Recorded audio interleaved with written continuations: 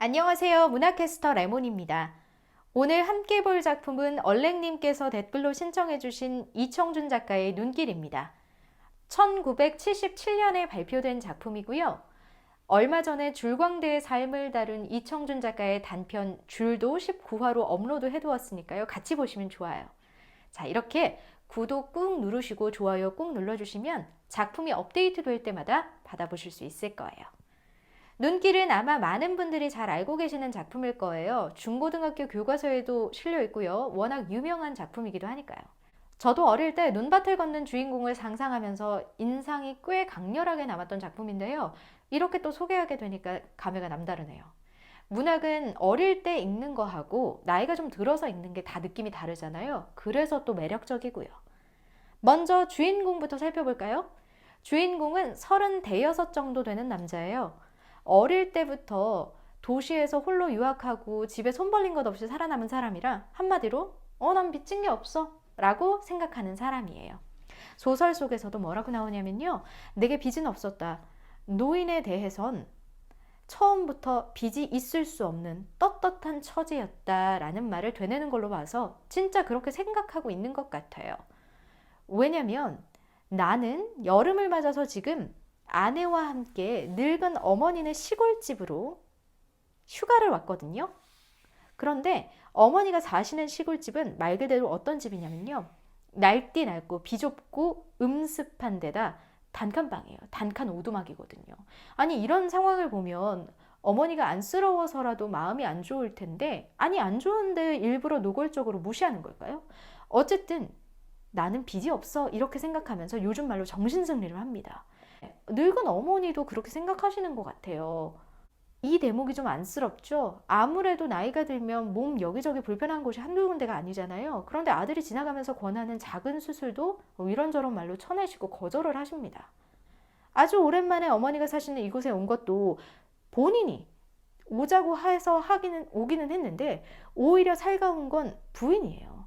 그 정도로 서로 부모에 대한 그 자식에 대한 살가운 애정이나 따뜻한 관심을 서로 보이지 않고 있어요. 이런 관계가 언제부터 시작된 거냐면요. 고등학교 1학년 때 주인공에게 형이 하나 있었는데 주벽이 있었어요. 술을 엄청 마신 거죠. 나이 차이가 좀 났나 봐요.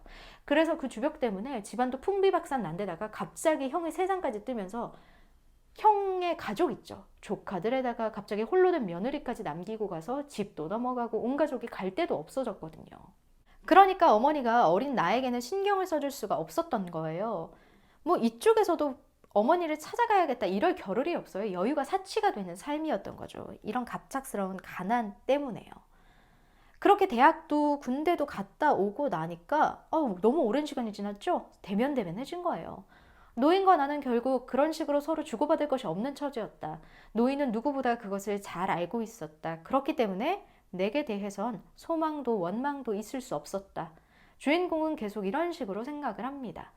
그런데 이번에는 이야기가 좀 다르게 흘러가는 거예요. 농어촌 지분 개량 사업이라는 걸 하는데 아이고 이게 초반부터 시작되어서 지붕을 개량을 하면 정부 보조금을 5만 원을 얻는데요. 게다가 순시민의 집하고 어머니네 집 빼고는 이 마을에서 모든 집이 지붕 개량을 끝냈다네요. 자꾸만 이 말을 어머니가 꺼내니까 주인공이 어머니가 이걸 원하시는구나 라는 걸 깨닫고요. 아니 어쩜 이런 걸 나한테 원할 수 있어? 어떻게 그러실 수가 있어? 하고 어이없어 합니다. 그리고 또다시 모실 게 난 빚이 없어. 난 빚진 게 없다. 이 말만 속으로 되냅니다. 그런데 내가 바깥에 잠깐 외출하고 온 사이에 아내가 또 그새 그 이야기를 꺼내고 있는 거예요. 지붕 개량 사업 이야기를. 아니 나는 좀 그냥 어물쩍 넘어가고 싶었거든요. 그리고는 갑자기 예전에 살던 집은 참 넓으셨죠? 하면서 옛날 이야기까지 꺼내네요. 아니 저 사람이 어쩌려고 저럴까 하고 귀를 기울여 보니까 뭐 예전 집은 5칸 겹집에다가 앞뒤터가 운동장이었던 아주 좋은 집이었대요. 뭐 그때 나이가 고등학생이니까 마냥 어리진 않았잖아요. 주인공인 나도 그걸 알고 있었겠죠. 그런데 그때 가지고 있던 세간살이 중에 지금까지 남아있는 유일한 세간살이가 하나 있거든요. 단칸방에 있는 옷괴가 바로 그거예요.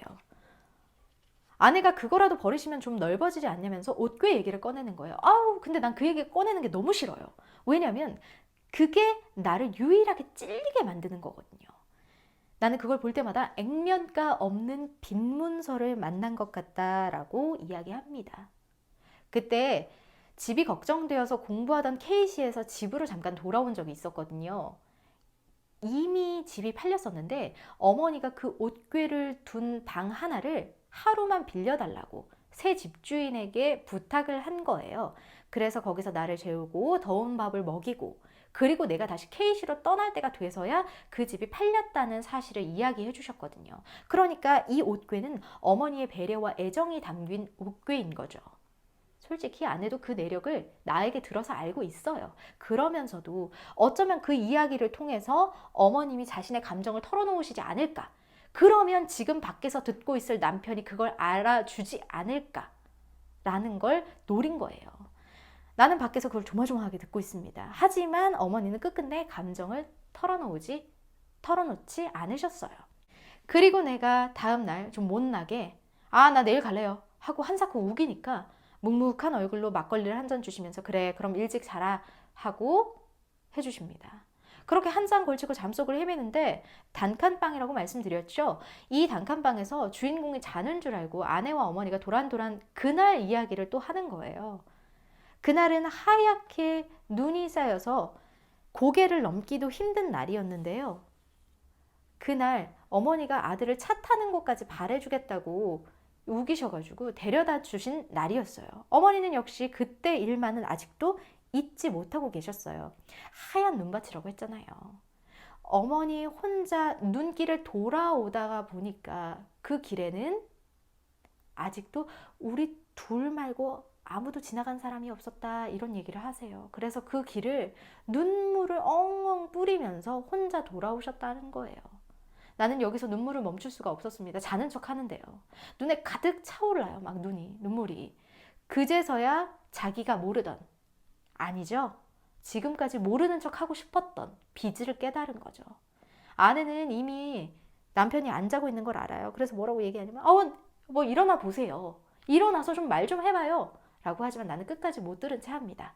그런데 이게 뭐 거부가 아니라요. 마음속에서는 이미 내가 가로막고 있던 어머니에 대한 섭섭함, 속상함을 풀었던 거죠. 그렇게 어머니와 나 사이에 감정적인 화해가 이루어집니다. 저는 어릴 때 이 작품을 읽을 때요. 어떤 생각했냐면요. 참 주인공이 매정하다.